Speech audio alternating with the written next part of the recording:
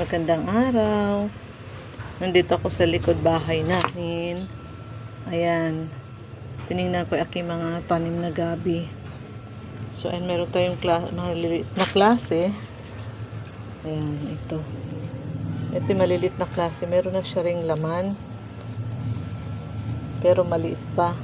Itong klase na ito yung ginagataan. Ito. So, ayan yung ating mga tanim.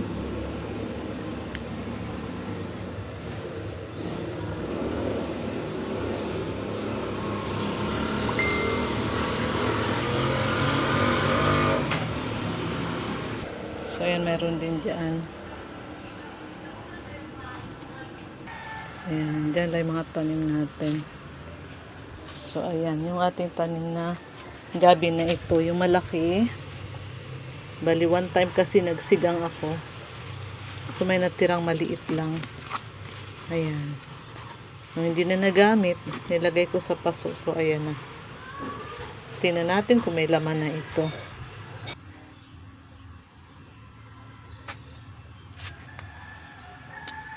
Naghihintay si Nato. Ano rin gagawin niya?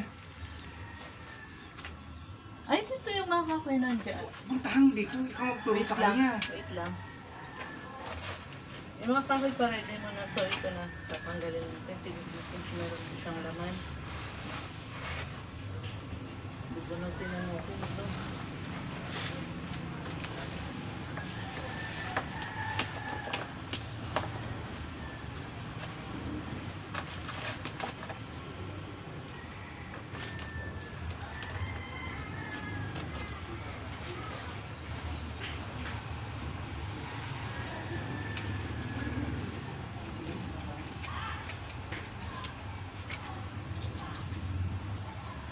Ayun, may laman sa ilalim.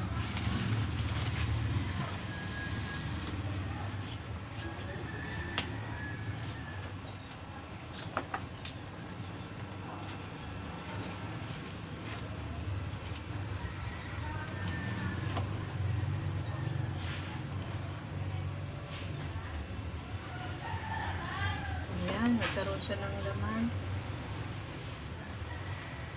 So, ayan lang po yung laman nating gabi. So, ayan, pangliit lang ang kanyang laman. Ayan, pwede na ito papalapot sa sinigang. Lang na to? Ha? So, ayan, nakuha natin. Ito, nakaiwalay sa kanyang puno. So, siguro yung ugat ito na nagkalaman. And then, ito, yung galing mismo sa puno ng gabi. Ayan, so isang ganyan. Ayan. So, may laman pala siya. May laman din. Pwede na ito sa sinigang. Thank you sa panonood.